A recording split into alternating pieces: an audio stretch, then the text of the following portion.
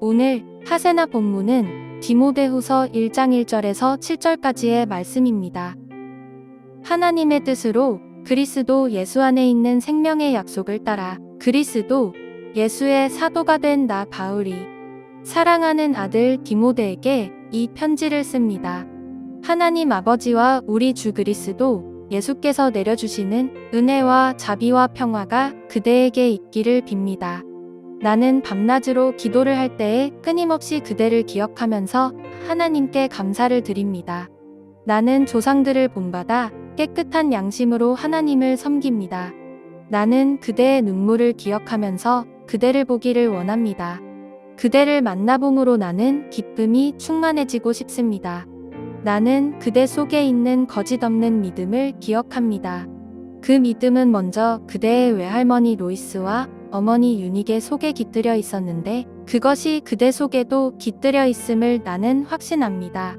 이런 이유로 나는 그대를 일깨워서 그대가 나의 안수로 말미암아 그대 속에 간직하고 있는 하나님의 은사에 다시 불을 붙이게 하려고 합니다.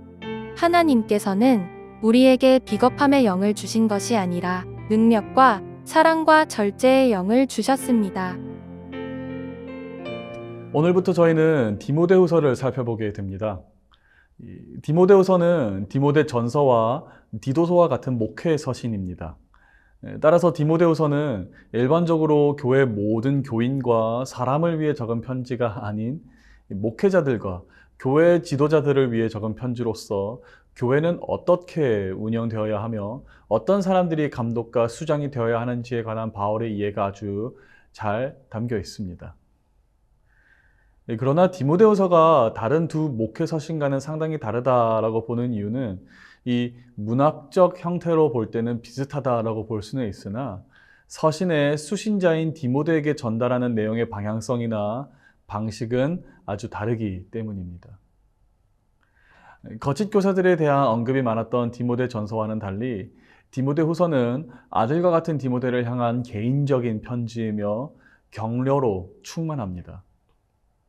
바울은 자신의 죽음이 임박한 것을 알았기에 디모데를 빨리 보기 원했으며 얼마 남지 않은 자신의 목숨이 전제와 같이 다 쏟아부어지기 전에 디모데가 복음을 저버리지 않기를, 복음을 부끄러워하지 않기를 호소하는 장면으로 가득합니다. 따라서 오늘부터 우리가 디모데후서를 묵상할 때는 그저 또 다른 목회 서신이 아닌 한 남자가 자신의 인생의 말미에서 해석하는 복음이 무엇인지, 그 복음을 우리는 어떻게 받아들여야 하는지를 생각해보며 말씀을 함께 살펴보기를 원합니다. 이 디모데후서의 서두에서 바울은 자신의 사도직이 하나님의 뜻으로 말미암아 얻게 된 것임을 마지막으로 재해명합니다. 이것은 얼마 남지 않은 자신의 인생을 앞에 두고 사도로서의 자신의 정당성을 나타내기 위함도 있었겠지만 어쩌면 이젠 바울이 진행한 모든 사역을 이어받아 홀로 감당해야 할 디모데를 위해 권위가 떨어지지 않고 그의 사역이 계속해서 유효할 수 있도록 자신의 사도직은 즉 하나님의 뜻이었음을 모든 성도 앞에서 상기시키고자 했던 것일 수도 있습니다. 그렇게 이 서신의 수신자를 밝히며 짧게 인사를 한 후 3절에서 바울이 가장 먼저 언급하는 것은 그가 얼마나 하나님께 감사하는지에 대한 내용입니다. 바울은 밤낮으로 기도할 때 디모데를 기억하며 하나님께 감사드린다라고 하는데 도대체 바울은 디모데의 어떤 부분이 과연 감사했던 것일까요? 함께 5절을 살펴보시겠습니다. 디모데후서 1장 5절 말씀. 나는 그대 속에 있는 거짓 없는 믿음을 기억합니다. 바울에게 아들과 같은 디모데는 거짓 교사들이나 자신의 입지와 위상만 드높이는 가짜 신앙인들 사이에서 거짓 없는 믿음을 지켰던 사람이기에 이 사실로 말미암아 하나님께 참 감사하다고 고백했던 것입니다. 그러나 5절을 자세히 살펴보면 디모데가 소지했던 이 거짓 없는 믿음은 사실 디모데 자신만의 열심으로만 생겼던 것이 아님을 우리는 알 수 있습니다. 디모데후서 1장 5절 말씀 후반부입니다. 그 믿음은 먼저 그대의 외할머니 로이스와 어머니 유니게 속에 깃들여 있었는데 그것이 그대 속에도 깃들여 있음을 나는 확신합니다. 디모데의 외할머니 로이스와 어머니 유니게는 사도행전 16장에서 바울이 더베와 루스드라에 머물 때 만납니다.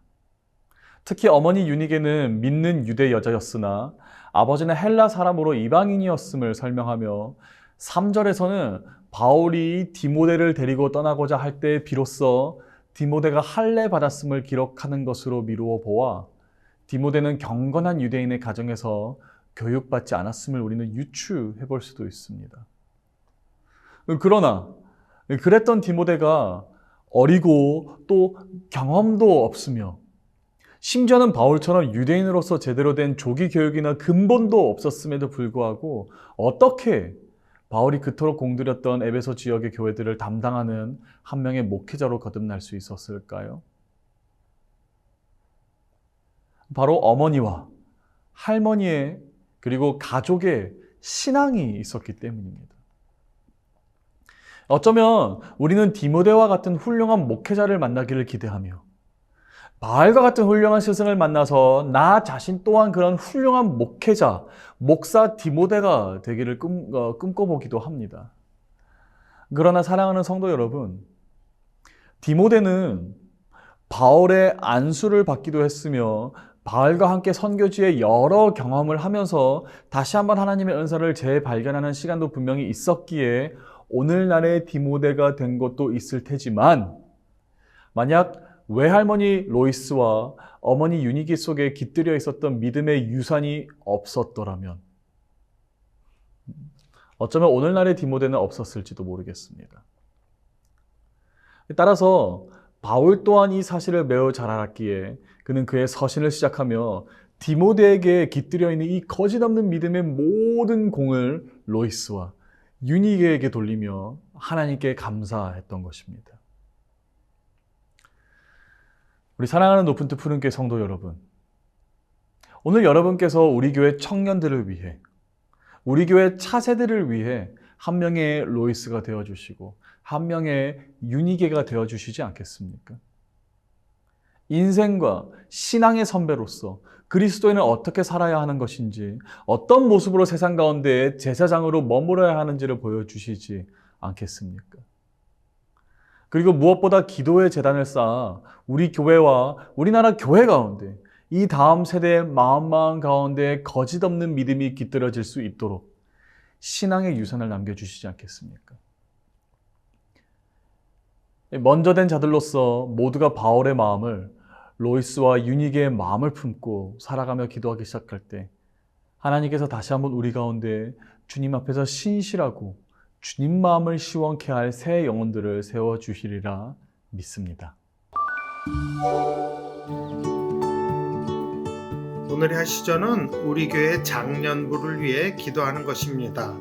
장년부에 속한 모든 구성원들이 보이지 않는 성전을 짓는 왕같은 제사장들로 살아가며 믿음의 본을 보일 수 있기를 축복하며 기도합시다.